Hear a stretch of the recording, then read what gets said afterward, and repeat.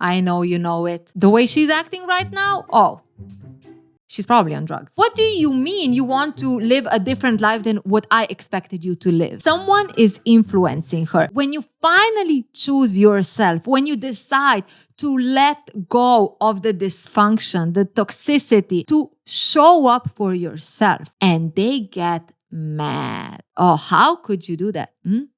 Are you loco? Now, this is going to be a 2-part series where we talk about the topics of selfishness, being forced to take certain decisions, and then being blamed for it, using Simone from the Netflix show Sirens. You're dressed like a doily. Where are your tattoos? I removed them. Who are you? No, seriously. And Bez, if you haven't watched this show, don't worry, you'll get on track. But if you watched it, you know how deep this gets. We're gonna learn a lot, okay? I've been learning a lot. I've had to sit down and journal a little bit and think about things, okay? So clearly, we're also gonna do it here. We narrate, we analyze, we often judge, and we do believe that we know better and would do better. Hopefully. Simone came to the Cliff House about a year ago to be the live-in assistant of the Michaela Kell. Why do you want to be my assistant? Honestly, you. Now, being a lawyer was supposed to be her thing, but eventually she realized she didn't really like it. It was a thing that her mom said to her once she was, a child, like, oh, my little lawyer, and she just kind of went with it. I think I felt like I had to go. She died young, so. But once she had to actually study and do the lawyer thing, she realized it wasn't really her thing. And no, do not pretend that some of you don't feel the same, okay? I actually have a degree in civil engineering and I'm doing YouTube now. I'm still coping with that. It's about following your dreams, right? So when she saw that the Michaela Kell is looking for an assistant, it was a call she couldn't resist. Come with me. She got the job and she know how to do good work, okay? She knew exactly what Michaela needed to be happy and she made sure everything is tippy-toppy. Her boss just needed to exist. Just off, Ginger. Make it again. Get these out of here. Hi, Kiki. Now, as a good assistant, you might also need to do some things that are not really, what's the word? Ethical? We should sext Peter. Let him know I'm looking forward to some husband and wife time tonight. That's only weird to us because we do not know how rich people work, okay? I heard that the wealthy have a person employed just to wipe their ass.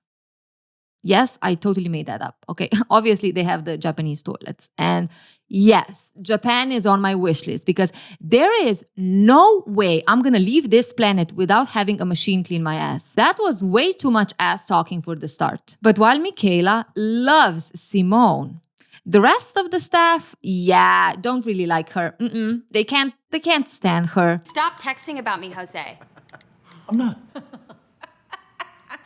And honestly, could you blame them? How would you feel if someone was bossing you around like you're a freaking machine and they're not even the ones who pay you? Oh, no. Listen up, everyone. Hey, guys.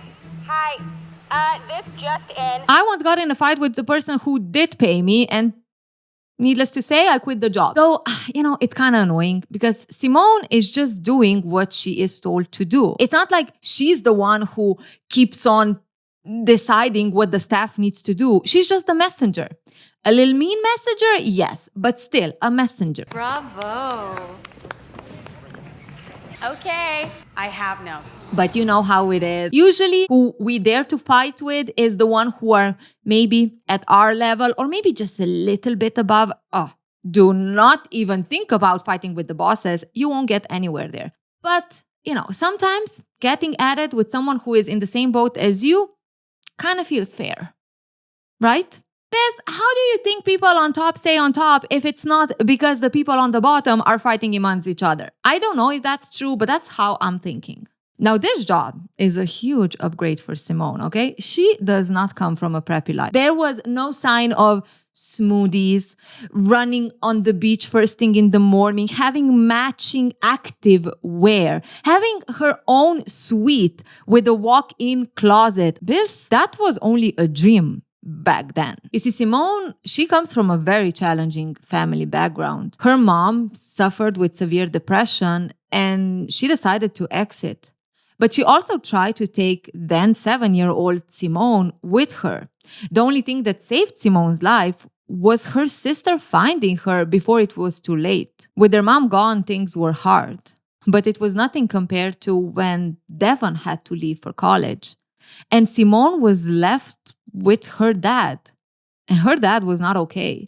He himself was struggling with depression and he would turn to alcohol frequently. That's when it got bad, really bad. She almost lost her life the second time because she was so neglected.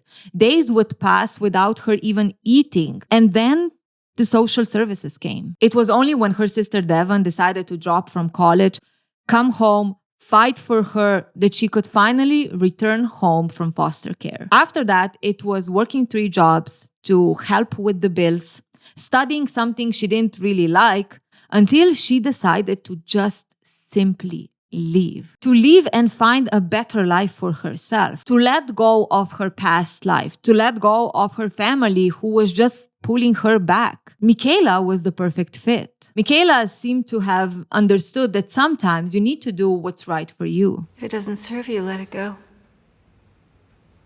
I really like that. And she changed. It was no more punk clothes, no more tattoos, no more sad face. She's finally someone who is valuable. She's valuable to Michaela.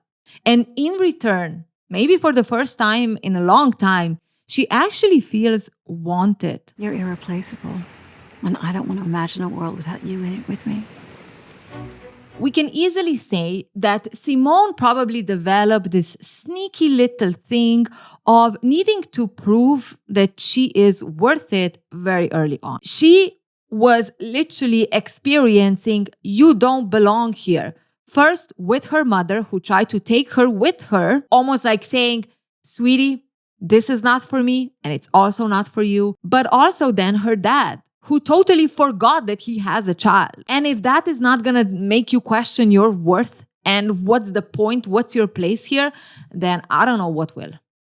Okay, there are many things, but that for sure will. She's making sure she's not only easy for Michaela, she's just whatever Michaela needs, Simone is doing, but also that having Simone makes Michaela's life easier. She anticipates her needs. She makes everything tippy-toppy. The problem, though, we both know it, is when you are defining your self-worth based on what other people think of you or some kind of external validation, even let's say material, you're not really thriving, okay? You're not really building your self-worth. You're basically performing.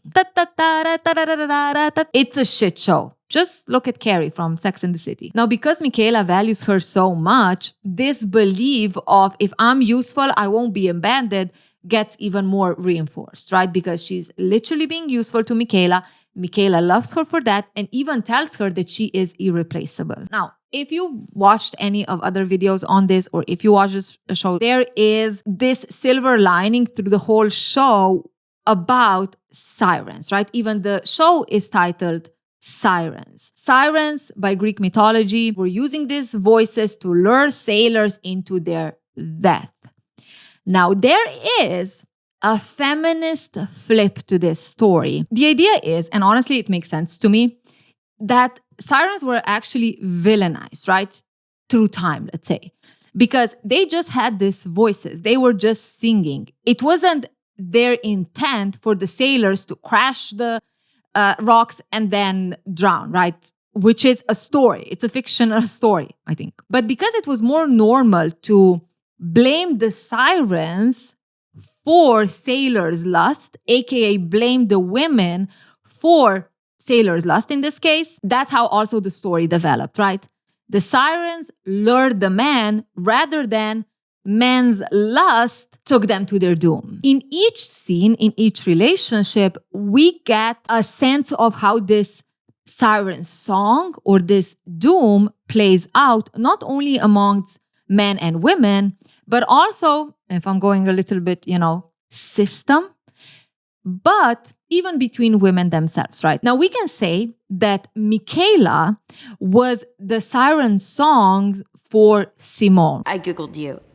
You were electric. Something told me that I needed to come work for you. Which could be said that, Michaela is the one who is so powerful and has this mysticism about herself that Simone had to come to her, right? But on the flip side, you can say, is it really Michaela the one, or is it Simone's desire for a better life? With Michaela, she has the option to start fresh. She doesn't really have to reveal who she is, where does she come from. She can just say whatever she wants to say. Car accident. A drunk driver hit her. And Michaela believes her. She trusts her. So it's a perfect opportunity to start fresh. She doesn't need to bring in all the, almost losing her life 2 times, being neglected, being in foster care. That's just so painful. She wants to leave it behind. And Michaela, she's offering that. And Michaela is not just her boss. It's almost like Michaela is her new savior. If you think about it, Simone's survival always depended on someone saving her. Devon saved her from that car. Devon saved her from the foster care. She always felt very helpless. That's the thing. When you don't really acknowledge your past and you don't acknowledge the beliefs that formed because of the experience you had. Even though now she feels like she's got it, she's living, she's being useful, she can command the other employees, she's still very dependent on someone else. Michaela in this case. And Buzz, you, me, and probably 80% of women out there, hopefully not, we experienced that relationship, when you don't even realize how much you're depending on someone and it's actually coming from certain beliefs that you have, certain patterns that you always had, until you kind of say, enough is enough, we need to walk away. With journaling. But as much as Simone feels like she has finally found her place, there are still things she hides from Michaela. Why don't you just tell Michaela that we're dating? Is the relationship with Ethan, the wealthy friend/neighbor of the Cliff House, and basically a man who is double her age. She's my boss, and she said I cannot date anyone here. Side note, I do not know what is with this obsession with Hollywood always pairing middle-aged men with younger women. And here's the thing. I know this is a show and I know these are actors, but even if you think about as an actor, almost like a middle-aged man always gets a chance to play some kind of romance with a young actress. Right? I think this actress is 20-something years old and this man is in his 50s. What the fuck is with that? Even if it's acting. I find it so disturbing. Why don't you have a young actor that's playing an older actor? I need to calm down. I haven't even drank the second cup of coffee today. Now, the problem is that Simone's preppy little life, starts to crack a little bit because her sister is not happy about this leave the fam behind strategy. You fucking bitch! And honestly, we're looking at the situation and we're like, Simone is trying to calm down her sister because this is not the time nor the place for Devon to be making a scene. It's high season. She's basically in the middle of work because they have a party to organize and the guests are arriving. Welcome, ladies. Sips and nibbles are in the back. Thank you.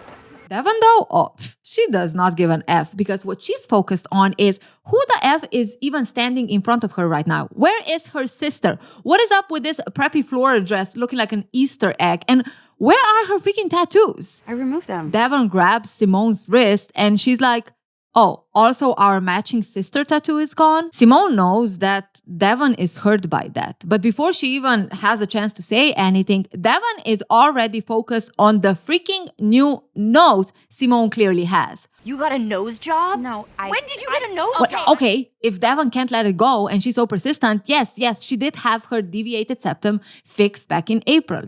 Kiki has a guy. Devon is looking at her sister like, who the F is Kiki? And Simone is happy to tell about her new boss. Oh, Michaela, she's my boss. I get to call her Kiki, which is it's a really special honor. As the two of them are getting at each other, more girlies are coming. And Simone is doing her best to say hi to everyone with a big, nice smile, while Devon is constantly mocking people.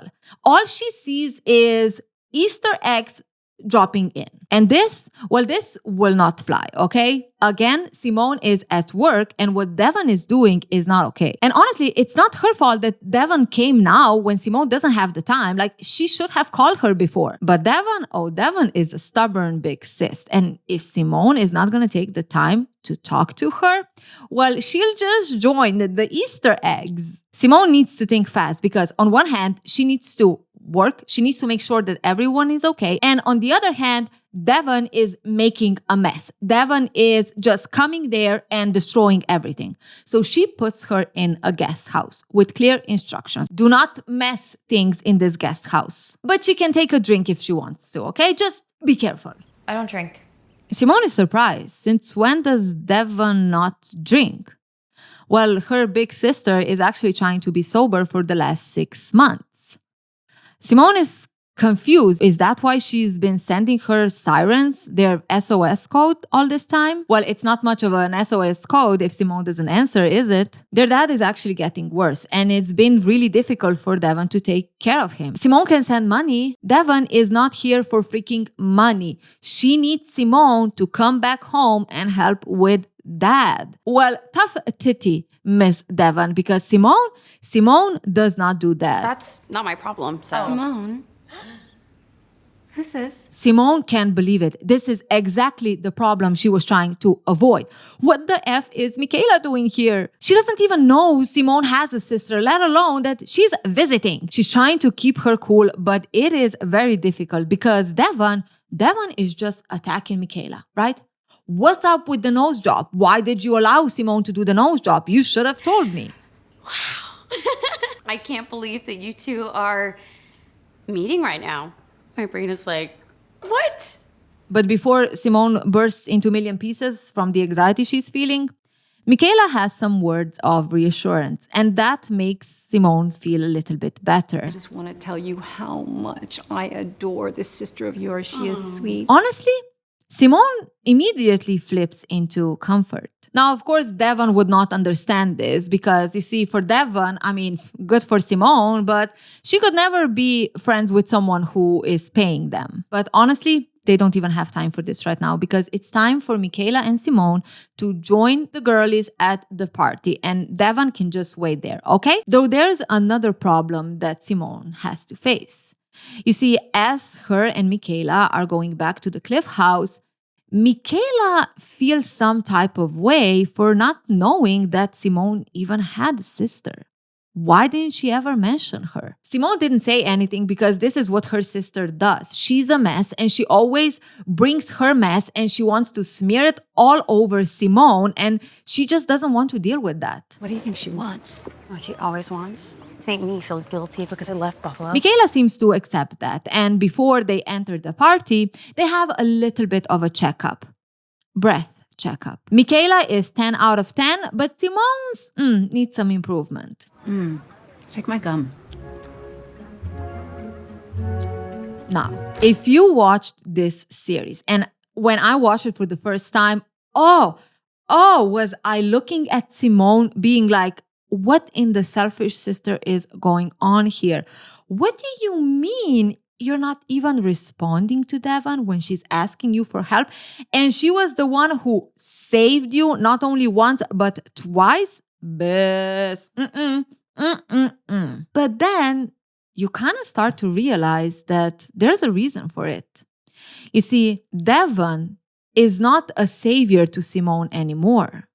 What Devon represents right now is the past that she desperately wants to escape.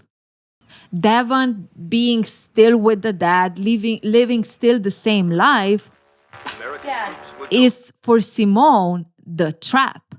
The trap that she's been pulled to by Devon, which is exactly what the Sirens code represents now to Simone. Now, how did Sirens become an SOS code?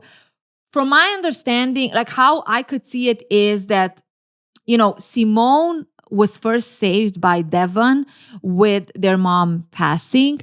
And there is this hint at sirens, ambulance, police, reminding it is tough time, but we went through it, right? And Devon was acting as a savior. And then also when Devon left and Simone was left with her dad, the sirens could again be the representation of social services and Simone being taken away, and then also Devon coming and saving her, right? So associating the sirens of the vehicles or the social services or ambulance and hospital with I need you, and the other person shows up. But it is clear that this, with time, became something different for Simone. While Devon is still using this code as a sign of I need help, Simone is looking now at this siren's code as the danger that will pull her back to that life. Devon represents to Simone the siren song that is dangerous. And unless Simone resists it, she will be trapped in that doom. And while Devon is looking at the situation as how can Simone be so selfish to not even answer to my code, for Simone, this is a pure act of self-preservation. I cannot answer it because if I do answer it, then I'm going to be pulled back into that struggle. Now, again, referring to the siren story, is Devon being unjustifiably villainized? Or is there some truth to it? We're going to see as we go. Either way, it did remind me of when some children need to cut contact with their narcissistic parents, right?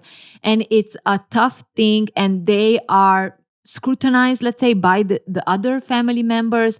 They are even struggling with being seen as selfish, as ungrateful, when in reality, that is the only way they can actually live a life with a better mental health. So we could say that Simone's actions are, as much as it could be seen as selfish, it's the only way how she knows how she can have a better life. Now, it's interesting how she says to Michaela that Devon is here just to make her feel guilty about leaving Buffalo, because there probably is some truth to it. Simone maybe does feel guilty on some level that she left her family behind, and she doesn't want to be reminded of that. She doesn't want to be put in a position when she actually needs to acknowledge that and still choose herself. That's why I think at one point Michaela offers to get rid of Devon, right?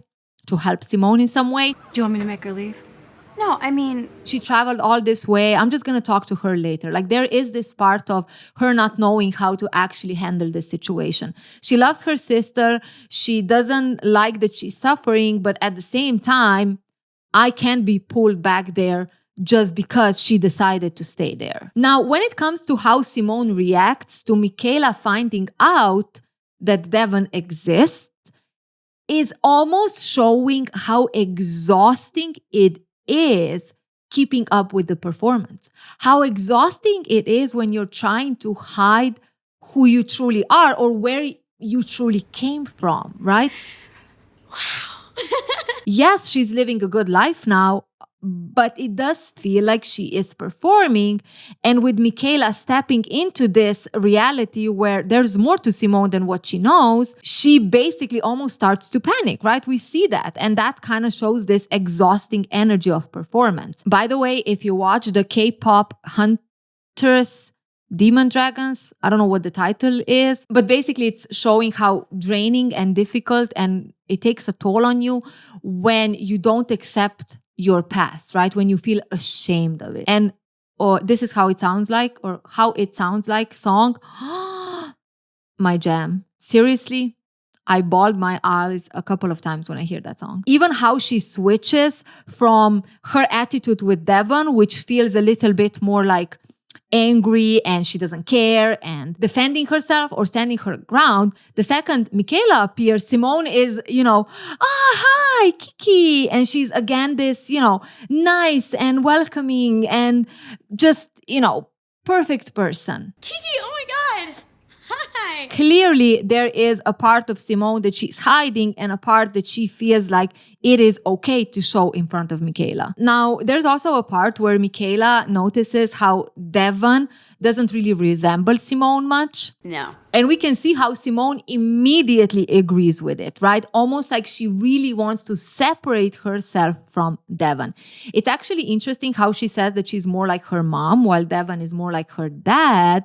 But it is a little bit, maybe also foreshadowing how she actually sees her mom versus how she sees her dad. But we'll get into that a little bit later. Now, the way she's separating from Devon, the way she says that Devon is only here to smear her mess all over her life, just showcases even more when you build your new world or your new personality through avoiding rather than healing from it. It's almost like any contact with it will make you, it will contaminate your life, right? You can't, no, stay there. True healing would probably look like, even if you are here, it's not actually gonna impact me. Now, is that wishful thinking?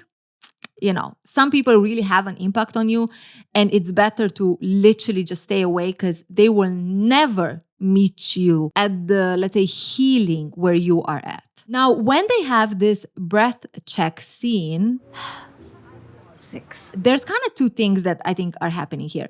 First is showing how enmeshed this relationship between Simone and Michaela is. I mean, they're sharing a gum. That's very close intimacy. Like, I wouldn't share a gum with my partner. Like, no, it's disgusting. But second thing is, while Michaela's breath is 10 out of 10, Simone's is 6 out of 10, almost like any contact with her past does contaminate her, right? She needs cleansing. She needs something to get rid of that, I'm going to be now very rude, like stench. Now, Simone is back at the party and she is focusing on her work when, boom, another wrecking ball with her sister flying in. You see, Devon is walking in with Ethan, the guy that she's hooking up with and no one knows about. Yeah. And he's also getting to know that Simone actually has a sister. So she is trying to keep her cool, but she's like, what? How did the two of you meet? Well, funny story. Ethan here actually thought that Devon was a valet because she is dressed the way she is. You didn't. Yeah. Now, Ethan excuses himself to get some drinks, and this is where Simone tries to kind of, again, manage the situation with her sister because she told her this is her workplace. Now it's not the time, but Devon is not listening. Not even when Simone tries to keep her from entering the party. Devon is just, I'm gonna be cool, don't worry, and almost like pushing Simone to walk in. So Simone has to kind of back off and just hope that everything is gonna be cool. Devon is just gonna wait in the corner and, she's gonna deal with this situation. Now, before going forward, I want to kind of mention two things in these scenes because I think they're also quite telling. So the first thing is how Ethan mistook Devon for a valet and how Simone reacted to it. Surprised, but also like, I can't believe you did that. And it brings an interesting kind of insight or discussion about the class. You see, Simone is hiding that she comes from a very struggling background because there's a part of her who believes that they won't accept her, right? She will be rejected if they know how much she struggles. Now, Ethan mistaking Devon for a valet based just on her clothes and how she looks like, it's exactly reinforcing the belief that if you're not gonna look like them, if you're not gonna behave like them, act like them, they will see you as less worthy. They will see you only as help. It's almost like Ethan, who is supposed to be someone who would accept or who cares about Simone and loves her, would immediately dismiss someone who dresses, acts how Simone naturally would, right? Like how Simone did before coming here. And it kind of makes you see why Simone believes that her transformation is so necessary. Because if she wouldn't transform the way she did, she wouldn't be accepted. And when you believe that the only good life is the life of wealth versus her struggle when they were poor, that's what you feel like you need to do, right? I need to join this type of people. I need to get to that status so I can actually have a chance at a good life. Now, Ethan comes back with the drinks and he actually didn't know that Simone is from Buffalo. Simone feels like she's looking at the ground opening because how the F does he know now about Buffalo? She tries to play it cool. Yeah, she's from upstate. He also thought she's a Yale girl. And this doesn't sit right with Simone because what does he mean? People who don't come from money can also go to Yale, you know? Yeah. Yes, of course. But he didn't know she was from foster care. That sounds like tough times. He's really sorry that happened to her. Simone cannot believe what she's hearing. Ethan now knows about the freaking foster care. So, who cares? I care. Well, sorry, Simone. Devon didn't know that this is a secret they need to keep from rich douchebags. Newsflash, Ethan is not a douchebag. He is actually Simone's boyfriend. Devon is like, don't be mean, Simone. He's like 400 years old. Simone is not joking. And she likes him. No, you don't. You like his Rolex. Oh, yeah, Devon, because you are an expert on relationships, right? Besides, these are not rich douchebags. These are her friends. Oh, grow up, Simone. You're the help. Aye. Oh, this was so painful to watch. So first thing that I want to kind of talk about is this thing of people just taking your story and telling it, right? Sure, for Devon, this was their truth, right? This was Simone's truth. And she didn't think of it like she's revealing some kind of secret. But at the same time, from Simone's perspective, it feels like she doesn't get the right to decide how her truth will be told. Now, in this case, Devon could know that Simone was hiding all her past. But at the same time, when Simone confronts her with why did she say it, instead of Devon being like, oh my God, I'm so sorry, I didn't know you didn't share this with them, Devon is taking the position of who cares? I'm sorry. I didn't realize that was a secret we had to keep from rich douchebags. And that becomes the problem. Because when you have on one side a person who is still kind of processing that, trying to even make peace with it, because clearly she is not if she needs to hide it from everyone. And on the other side, you have a person who's like, oh, this shouldn't be a problem. This should be totally fine. You kind of lose the agency over your own life, right? And I'm really bothered by this because, I have experience of my own when it comes to people just blabbing out something about you that maybe you told them, maybe not even in confidence, but it is your story. And when you're like, why are you saying this? They're like, what? It's not a big deal. Why are you hiding this? It's not a problem. Well, it's my decision. Now, do I need to work through it? Yes, 100%. Should I be okay with everything about me? Yes. But let me decide the pace of how am I going through this. Don't you just take that away from me and just share it in front of everyone because for you, it's not a big deal. Like, I remember the moment that it happened and how I started panicking. And I was really feeling like I'm losing any agency over my life, like my story, or with who do I want to share certain things. And it is not a good feeling. So for me, Devon here is totally crossing the line. And another example of how you can see this dynamic between the two sisters, which could be very common, where there's no real healthy boundaries. Because when Simone is trying to set a boundary, even physical boundary, with Devon not walking into the place, like Devon is just pushing her. Like Devon is like the one who has the right to just go in, even though Simone is trying to stand her ground. Devon, please go back to the house. So it shows again how Simone might not really have a lot of strength when it comes to Devon. Like at the end of the day, she still feels like she's the little sister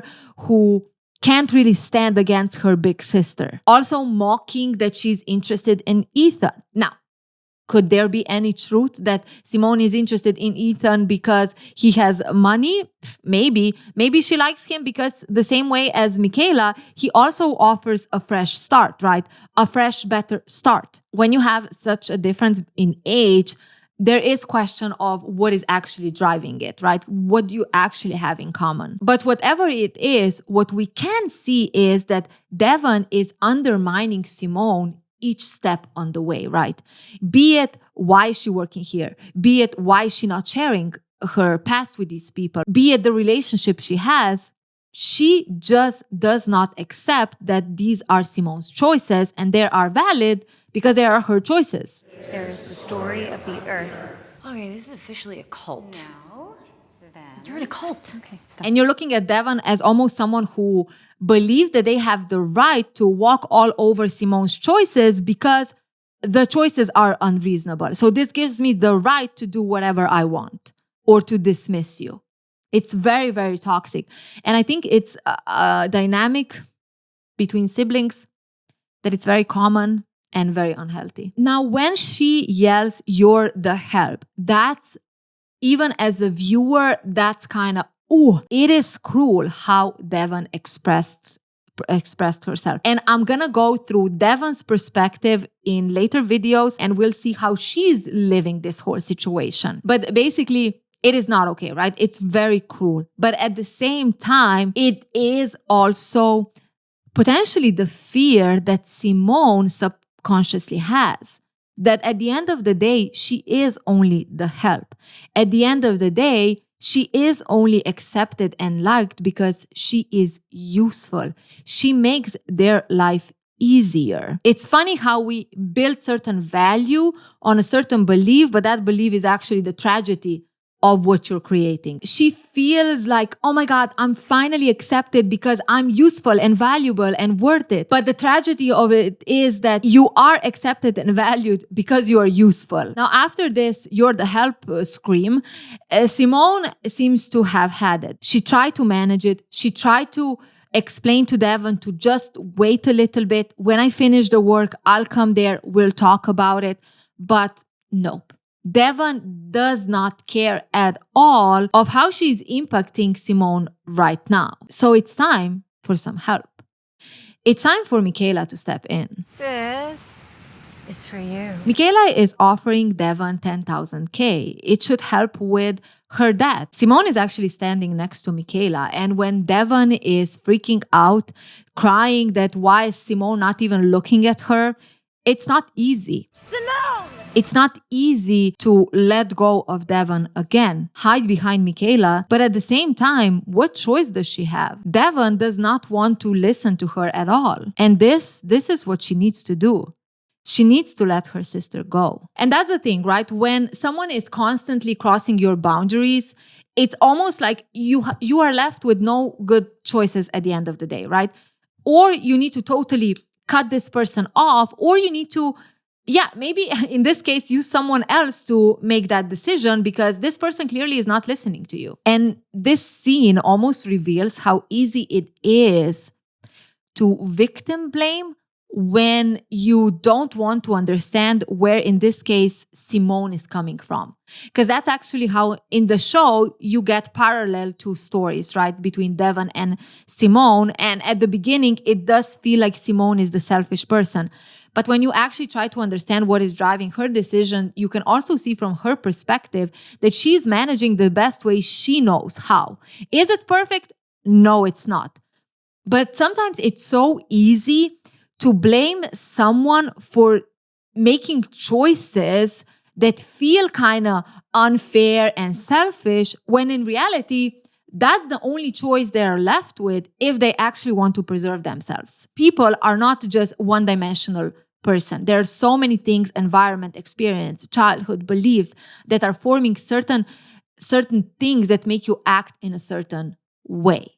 So, let's be careful on how much judgment we put to someone looking just from one perspective. And just as a side note, I'm not saying that serial killers then get a pass, okay? We can still say if something is wrong and also understand where does it come from, okay? Okay. So it seems that Simone relaxes a little bit. Everything is back under control and she can spend some time with her lover. Though Ethan is not so ready to just pretend like nothing happened. He loves Simone and he wants to know everything about her, even the tough things. Simone, though, she does not feel comfortable about sharing her childhood. If you love me, you won't make me talk about this. Ethan can understand that, but maybe she can at least share with him about her family. Like, okay, he met her sister, but who else is there?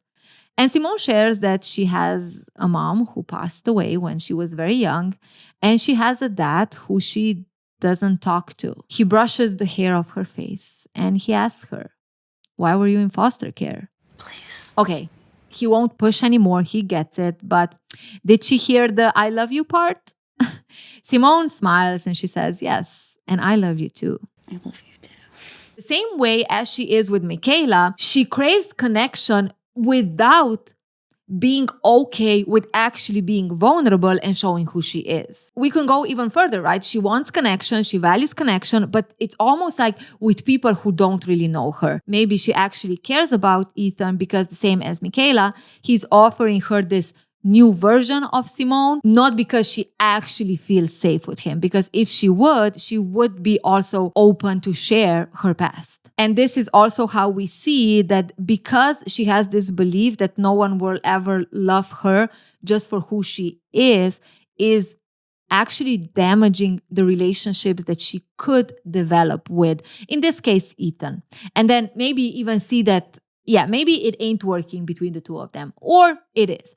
But she's not really giving it a real chance, right? She's just, leaving it at a surface level which works for her. And the tragedy of it all is that this makes her feel safe, but in reality, it's also false safety because it's built on not actually showing who she is, which would actually make her feel safe, that someone accepts her for whatever is in her life or whatever experience she had. It's kind of tricky, we convince ourselves that this is good because we don't have to address our past or who we really are, but in reality, it maybe feels safe, but it's actually very fragile. Simone is back in her suite. It's actually in the middle of the night and she hears a knock on the door.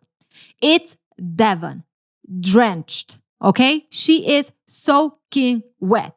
The best just Navy sealed from the yacht she was on with Ethan's yacht boy, and she is here to bust Simone out because you know what? When she was on that yacht, she was looking through the thingy and telescope, and she saw Michaela with a dead bird in her arms, clearly doing some blood sacrifice. I'm so confused.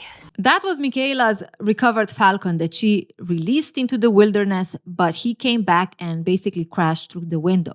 It's very sad. It's not a freaking cult sacrifice. The problem is that Devon already decided that Michaela is bad and she's running a cult, so she needs to bust Simone out. It doesn't matter how much Simone is trying to tell Devon that Michaela is actually very nice and good to her. Devon, it was my idea to kick you out. Now here we see how Simone's reality almost gets dismissed, right? She's literally trying to tell to her sister that she is good, that she's happy here, she doesn't want to go home. But because her sister does not want to accept that, it has to be something that is kind of, making Simone do these things. You're in a cult. When people can't really accept your choices, it's almost like they feel entitled to also say that those are not your choices at all. Like they can't accept that you have autonomy over your own choices. There is only one thing on Devon's mind, and she is packing Simone's clothes into suitcases because it is time to go back to Buffalo. What Devon doesn't seem to get is that this is Simone's home. This is the happiest I've ever been. But of course that can be true, right? Because for Devon, the only real dream there is Simone becoming a lawyer. That's what they worked so hard for. Simone is like, what? What do you mean we worked hard for? I got myself into Yale. And yes, it's true. Devon had to make some sacrifices, drop out of college, come back home. But at the same time, Simone was a kid.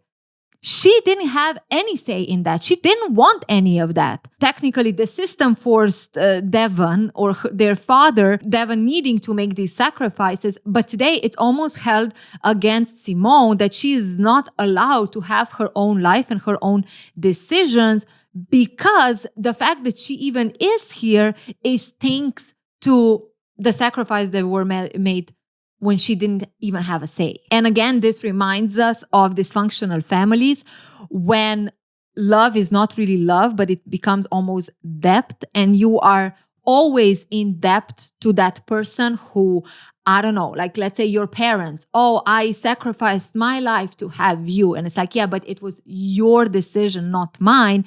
And it's not fair that now you're making me almost pay for that, right? In reality, you're just trying to control me. What? Are you taking your meds? This is unbelievable. So this is how it goes.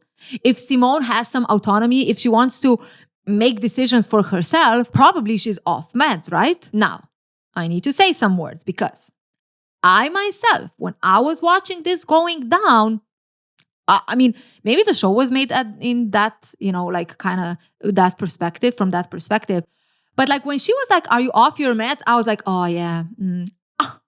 Like I totally fell for it in the same way. The same way Devon was experiencing that there's something fishy between Michaela and Simone, and how Simone is, almost obsessed with Michaela. Even though I was like, yeah, Simone wants this. This is her choice. When she was like, are you off her meds? And I was like, okay, now I understand why Devon is so convincing. This, like sometimes you don't even realize how not judgmental, yeah, I guess that is judgmental, are you of someone's choices when you feel like they are not what you expect should be the healthy choice. In this case, the fact that Simone struggles with mental health in her own way and Devon knows about it, it's almost like a tool that allows Devon to dismiss Simone if there's anything against what Devon believes, right? If Simone doesn't agree with her, then Devon just uses that, well, you're not really quite yourself, are you? And if I step away from mental health, let's say that you were cheated in the past, right? And now you're with someone, and then in an argument, they even say, well, no wonder you've been cheated on. Right? They're basically using your past against you. And the same way as Devon is now doing here with Simone, it's also examples that happen in families, but also in relationships. And that's when you know that, it ain't good. Now, Simone actually clocks that. She is done with Devon. Devon is only doing this shit because she herself doesn't want to go back home. And she's just trying to drag Simone with her. And the thing is, she totally understands her. She does not blame Devon for not wanting to go back. Now, Devon seems to not be hearing her sister at all because she continues to pack her stuff. And also talk about how she was the original leaver. She's the one who left first, but then she came back home because she's such a good sister. And here's the thing. Yes, Simone is grateful for that. Again, she will always be grateful for that. But also, it's been 7 years since Simone was in high school. You're choosing this now. Devon staying home is her choice now. No matter how much Devon is yelling that she never had a choice in her life. Clearly, she's making choices. I mean, let's not talk about Ray, the guy who's married and keeps on making Devon feel bad about herself. Is that not a choice? Now, Simone noticed that mentioning Ray does hurt Devon, and she's sorry for that. But at the same time, she needs to let go what doesn't serve her. It's what Kiki says. Oh my God, stop saying her name. We can see Simone understanding her sister. We can see that she hurts that her sister is hurting, right? She can see that Devon is struggling. But at the same time, she can't really be a part of that because she doesn't have the strength, nor does she want to have the strength to carry it all. And that's what makes this kind of story difficult in a way, because it is very easy to look at Simone and say she is selfish, she only thinks about herself. But as I said before, sometimes we need to understand, where is this also coming from? Is this just someone who genuinely doesn't have any sense of other people, doesn't have any emotion? They maybe have they're sociopath or something? Or is it someone who this is genuinely the only way they know how to survive because the alternative is killing them? Now, where Simone fails is, it's kind of like, which came first, the chicken or the egg? When she keeps on mentioning Kiki, right? On one hand, you can say she is not really comfortable in owning her own truth. For example, I don't want to be a lawyer. I want to let go of the past, but she uses Kiki says, right? She doesn't feel actually comfortable with owning her truth. And it could be because she learned as a child that she's never good enough on her own. That's one thing. And the other thing, it's what we talked about before. Like we already established that for Simone, it's very difficult to hold her ground in front of Devon. What's going on? It's Kiki. She just showed up. Like while Devon and Simone are fighting out of nowhere. The thing is that Michaela feels bad. She experienced trauma with Barnaby, the falcon. Did Simone tell you about our recent trauma? And she just needs some comfort. Now Simone flips in a second. She immediately goes from basically having 12 rounds with her sister, crying, screaming, being angry, to the Simone who is here to help Michaela. This is not your fault, Kiki. She knows how to talk to Michaela, to make her feel good, to comfort her, and she's rewarded again. Now Michaela in the house, Devon needs to go, okay? First of all, she was not even supposed to be here, so what the heck? But, they tell her that she Navy sealed to the place, back to the house. So Michaela is just like, okay, you know what? Go to the guest room, because Michaela just can't deal with anything right now. She can't deal with the sisters bickering, because honestly, she just wants to spend the night together with Simone. Okay, she feels bad and she needs someone to keep her company. Yes, Biz. Michaela goes to bed together with Simone. You don't get it. They're besties. Though Michaela has a question for Simone. Why didn't you tell me you had a sister? She feels like it's not really fair. Simone knows so much about her, all the parts of her. And yet, Simone keeps hiding things from her, or she doesn't feel comfortable sharing. What's up with that? She makes me sad, Kiki. And Michaela understands. She just wants to make sure that there is nothing else Simone is hiding. This is everything she needs to know, right? You know everything about me. Now, clearly, Simone is flipping based on who she is with. And I would say that this even showcases how, her belief being reinforced. Let's remember, right? She believes that if she is easy, she will not be abandoned. So when she is with Devon, she is very angry, screaming, defensive, almost like the more difficult I am, the most likely Devon is gonna leave me alone, like go away. But when it comes to Michaela, she is easy. She's there to comfort Michaela. It's everything about Michaela, aka I can stay, right? Michaela is not gonna leave me. She's not gonna abandon me. The problem is, while Simone thinks that this is the right thing to do, right? This is how she is safe. She be doing some heavy lifting. Emotional lifting. Clearly, she is managing Michaela's needs like automatic, right? It's all about Michaela, what she needs, how she can comfort her, how she can make her life easy. And I think we mentioned it before, but basically this is a result of someone who learned very early on how to manage someone's needs, how to recognize how the person is acting and how to make sure they are good, which makes the relationship very dangerous for the person who constantly manages the other person, right? Very codependent. Now, apart from, kind of being sad when she says that Devon makes her sad and she doesn't want to be sad here, there is also an interesting way to look at this as how Simone is managing vulnerability. It almost feels like she shares the reason why she doesn't want to talk about Devon. She makes me sad, and that feels like someone opened. But in reality, it's also very surface level because it cuts the conversation, right? When the conversation might be, she makes me sad because I know that she's struggling and she needs help and I don't know how to deal with that. The fact that she omits her relationship with Ethan and says that there is nothing else to worry about, there are two things that come to mind. The first thing is the easy one, right? How can she now say to Michaela that, well, you know what? There's also this thing that I'm doing that you told me I shouldn't. I'm messing with the neighbor. It wouldn't feel good, especially when she just went through, revealing that she has a sister. But on the other hand, what if Simone believes that she's useful to Michaela only if she is 100% useful to her? How much would Michaela trust Simone if Simone would also have life of her own? I mean, Simone's belief is that she won't be abandoned if she is useful.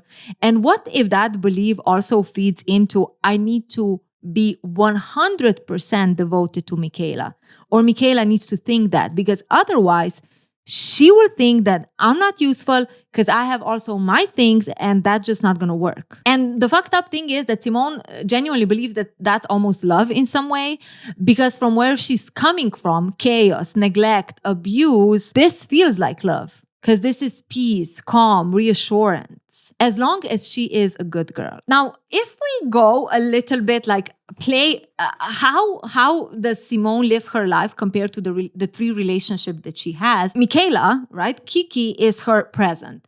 And when she flips to manage Michaela's emotions, it's almost like preserve the present, preserve the current situation. Devon is representation of the past. So it's like limit your contact with the past, try to distance yourself as much as possible. But having her relationship with Ethan hidden, it's also a sign of how she controls future risks. Like all three relationships are almost like three truths that are forming her survival strategy, right? Make sure everything is okay right now, right this moment, because this is good. If the past is trying to interfere, keep it at a distance. And if there is anything in the future that could interfere, just manage it.